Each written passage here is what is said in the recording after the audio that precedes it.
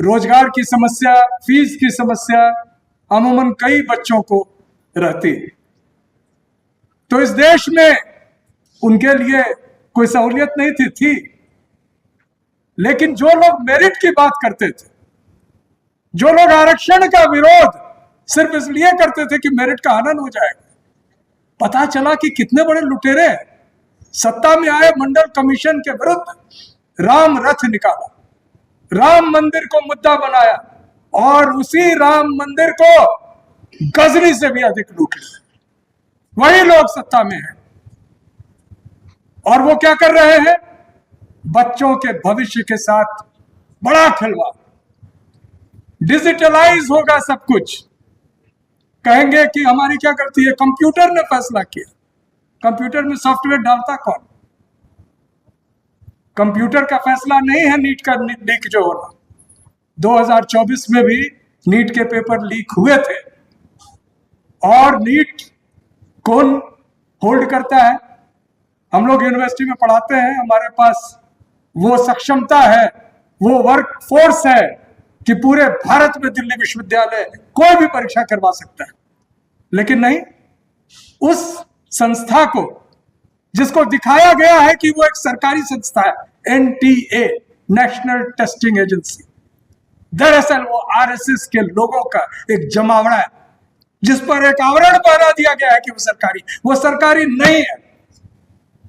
और मजे की बात देखिए, वो भी परीक्षा नहीं करा रहा है, वो आउटसोर्स कर रहा है। और किसको आउटसोर्स कर रहा है? गुजरात की वो कंपनी जिसको 2024 में ब्लैक लिस्ट किया गया था क्योंकि उत्तर प्रदेश के हेड कांस्टेबल के परीक्षा में पेपर लीक हुए थे। तो ये तो उनका उद्योग है। कुछ ठग इस देश पर शासन कर रहे हैं, ठगी से वो सत्ता प्राप्त की। आपने टॉपिक अच्छा चुना है, मैं उस पर आऊंगा, लेकिन मैं बता देता हूं कि उनकी नीयत क्या है। एनटीए का अध्यक्ष किसको बनाया गया? प्रदीप कुमार जोशी, एक आरएसएस का बहुत बड़ा शातिर दिमाग, छोटे से कॉलेज में मध्य प्रदेश में पढ़ाता था और किसका अध्यक्ष बना? जहां व्यापम कांड हुआ। व्यापम आप लोग नहीं जानते हो, 2-3 साल पहले मध्य प्रदेश के लोक सेवा आयोग द्वारा चयन में भारी धांधली हुई और उसको नहीं पकड़ा जाए, इसके लिए 100 से अधिक लोगों को मौत के घाट उतार दिया। 100 से अधिक लोग मारे गए और उस पर अभी भी किसी पर कार्रवाई नहीं हुई। उसी का अध्यक्ष था ये प्रदीप जोशी, जो आके 2024 में पहले किया, 25 में भी किया होगा, बात उतनी उठी नहीं, 26 में दोनों बार हुआ। जब ये रीटेस्ट हुआ है उसमें भी गड़बड़ियां हुई है, क्योंकि मुझे व्यक्तिगत तौर पे पता है कि 20-25 लाख में कैसे, और इस बार सॉल्व पेपर्स नहीं आ रहे थे, सिर्फ कोड आ रहे थे। जानते हैं ना, वो परीक्षा में अलग अलग कोड की आंसर शीट्स मिलते हैं। आपके बच्चे को कौन सा मिलेगा कोड, उनको पता था, और आपके बच्चे को आंसर नहीं बताया गया कि इस क्वेश्चन का क्या आंसर होगा। ABCD रटवा दिया गया। क्वेश्चन नंबर 1 ए आंसर है, क्वेश्चन नंबर C, और ऐसे कई लोग। तो बच्चों का गुस्सा लाजमी था, वो सड़क पर निकले। हमारे राजनीतिक दल चूक गए इसमें। मैं स्वयं कई दल के बड़े नेता, यूं कहिए राष्ट्रीय अध्यक्षों से बात की और मैंने कहा कि आपको एक बार सड़क पे आने की जरूरत है। अब ये किस तरह के लोग हैं, इसमें बहुत सारे प्रश्न उठ रहे हैं। वो दीपके साहब है, अब वो एक लेके आया अमेरिका से बाबा साहब की जीवनी, जो आरएसएस के एक प्रकाशक द्वारा छापा गया, और वो दावा किए कि बाबा साहब ने अपनी जीवनी लिखी। बाबा साहब ने अपनी कोई जीवनी नहीं लिखी थी। और दूसरा ये सोनम वांगचुक जी, ठीक है वो उपवास में थे, उपवास में लोग का मन पवित्र हो जाना चाहिए, लेकिन जब वो छूटे तो बिना कोई शर्त के छूटे थे। अभी वो जेल में थे, आप लोगों को पता होगा, और छूटे तो कोई शर्त नहीं था। और इस देश का जो गृह मंत्री है, किसी पर कोई उपकार नहीं करता है, वो सिर्फ सौदा करता है। हो सकता है सौदा हुआ हो, लेकिन बात आगे निकल गई, बात आगे निकल गई दोनों से। छात्रों का हुजूम परसों, जो भी आप दिल्ली के हमारे भाई बहन यहां सुन रहे हैं, देखे होंगे अपनी आंखों से किस तरह से दिल्ली में लोग आते जा रहे थे, बच्चे आते जा रहे थे और उनको टारगेट किया जा रहा था। सारे मेट्रो बंद कर दिए गए, बसें बंद कर दी गई, फिर भी लोग आते जा रहे थे और कोई पेशेवर लोग नहीं थे किसी राजनीतिक दल के। और क्या सलूक हुआ उनके साथ। मैं इस सभा के माध्यम से आज जो पुलिस वाले, तथा कथित पुलिस वाले, जिनका कोई नेम प्लेट नहीं था और जिनके नाम के टाइटल से आपको पता चलेगा कि किस तरह के लोग थे। एक राठी साहब थे जो जिनकी वीडियो वायरल हो रही है, डंडे लेकर वो हमारे छोटी बच्चियों के साथ क्या दुर्व्यवहार कर रहे थे। और एक डीसीपी है, पता नहीं कौन से परीक्षा में कैसे वो पास हुआ होगा, थप्पड़ मार रहा था। तो ये संस्थाओं को कब्जा करके आरएसएस ने ऐसे लोगों को बिठा दिया है जो कि न मानवता जानते हैं, न बच्चों के साथ सलूक जानते हैं, सिर्फ लूट और लूट इस देश में हो रहा है। तो इसका विरोध शुरू हो गया है और अगर ये नहीं रुका तो बात दूर तक जाएगी। झोला उठा के जाना पड़ सकता है। हमारे किसी साथी ने अभी कहा कि इमरजेंसी लग जाए और हमारे साथी रतनलाल जी ने कहा सबसे पहले हम लोग गिरफ्तार होंगे। हो सकता है होंगे, कोई बात नहीं, यह दूसरी आजादी की लड़ाई है। हमारे साथ अगर युवा साथी हैं, युवा बच्चे हैं, तो हम किसी भी युद्ध को जीत लेंगे। रतनलाल जी भी ये जानते हैं, आप भी जानते हैं, हम भी जानते हैं। तो मैं आज इस सभा के माध्यम से अपने पास में 2 किलोमीटर दूर या 1-1.5 किलोमीटर दूर जंतर मंतर पर बैठे बच्चों को आश्वासन देता हूं कि इस बार तुम आगे बढ़ो और हम तुम्हारे साथ। हम यह नहीं कहेंगे कि हम लोग नेतृत्व प्रदान करेंगे, हम तुम्हारे नेतृत्व में चलेंगे, क्योंकि तुम भुगत चुके हो, देख चुके हो अमानवीय आरएसएस भाजपा की ये सरकार जो ईवीएम के बदौलत सत्ता में हो, कितना निष्ठुर और कितना अधिक अमानवीय हो सकता है।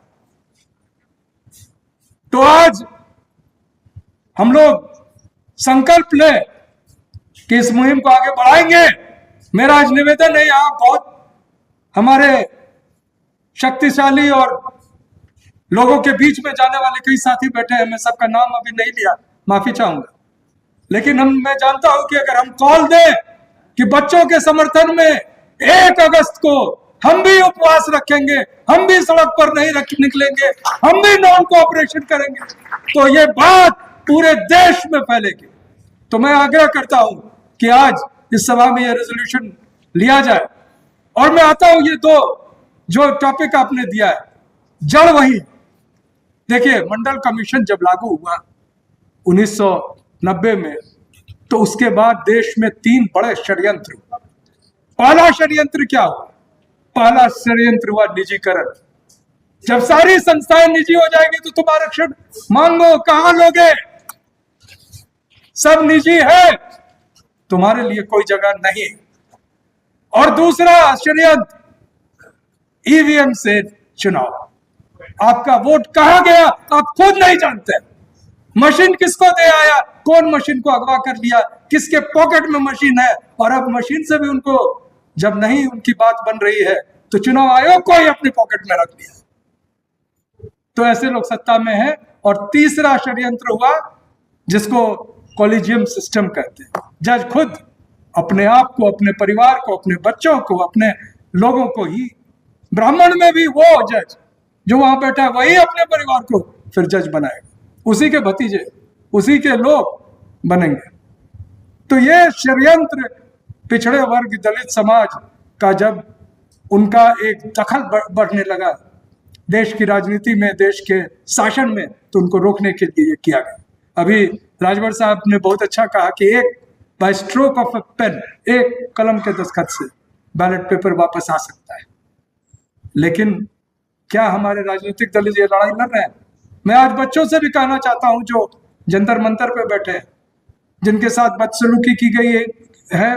एक छात्रा वेंटिलेटर पर है, मैं ईश्वर से प्रार्थना करता हूं कि वो जल्द ठीक हो जाए। क्या उनको पता है कि उनका सारा जड़, इस समस्या का सारा जड़ ऐसे लोगों के कारण है जो ईवीएम से जीतते हैं? उनका कोई जवाबदेही नहीं है आपके प्रति। जब चुनाव होता है तो साफ वोट देंगे कि नहीं साफ देंगे नहीं, फिर भी हम हाथ जोड़ के खड़े रहते। अब उनको पता है कि हम आपको लात भी मारेंगे, जूते भी चलाएंगे और जीतेंगे, क्योंकि हमारे पास मशीन। तो ये मशीन की लड़ाई, ईवीएम के विरुद्ध लड़ाई और बैलेट पेपर से चुनाव कराने का मुहिम, उसमें व्यक्तिगत तौर से मैं 2018 से हूं, लेकिन मुझे आश्चर्य होता है कि राजनीतिक दलों का यह मसला बना ही नहीं। आज मैं आग्रह करता हूं, अगर मेरी आवाज इस देश के जो हमारे विपक्ष के बड़े नेता हैं, राहुल गांधी जी, अखिलेश जी, एमके स्टालिन साहब, शरद पवार जी, उद्धव ठाकरे जी, जो भी सुन रहे हो, उनसे निवेदन है मेरा कि आप इस लड़ाई को लेकर आगे बढ़े। समाज में और देश में तुरंत न्याय होगा जब चुनाव पारदर्शी हो जाए, जब चुनाव में बेईमानी का कोई हिसाब किताब नहीं बैठेगा, तब वो खुद आपके पास आएंगे और आपकी बात सुनेंगे और आपकी बात करेंगे। मैं आखिरी में सिर्फ ये कहना चाहता हूं कि एक बहुत विचित्र परिस्थिति देश में है। एनटीए का मैंने जिक्र किया ही, साथ में मैं बता देना चाहता हूं कि किस तरह से इस देश के संसाधन को लूटा जा रहा है, और ये सारा इसलिए है क्योंकि सत्ता ईवीएम के बदौलत उनके पास है। एक ही लोग, अडानी के पास सब कुछ लगभग चला गया, कोई उसके विरुद्ध बोल नहीं सकता। लेकिन जो एक सिल्वर लाइनिंग जिसको कहते हैं, यानी कि एक दूर में एक सितारा चमक रहा है, वो हमारे छात्र, हमारे युवा, हमारे जो संघर्षरत बच्चे हैं, जो समझ चुके हैं कि उनको सड़क पे आना हो, उससे हमें लग रहा है कि इस देश में पुनः प्रजातंत्र, सामाजिक न्याय और समानता, समरसता वापस आ सकती है। और इसके लिए मैं और हमारे साथी, और मैं समझता हूँ इस हॉल में जो भी हमारे साथ बैठे लोग हैं, जो हमारे इस यूट्यूब के माध्यम से हमारी बातें सुन रहे होंगे, वो सभी इस मुहिम में हमारे साथ रहेंगे। और इन्हीं शब्दों के साथ जय संविधान कहकर मैं अपनी बात समाप्त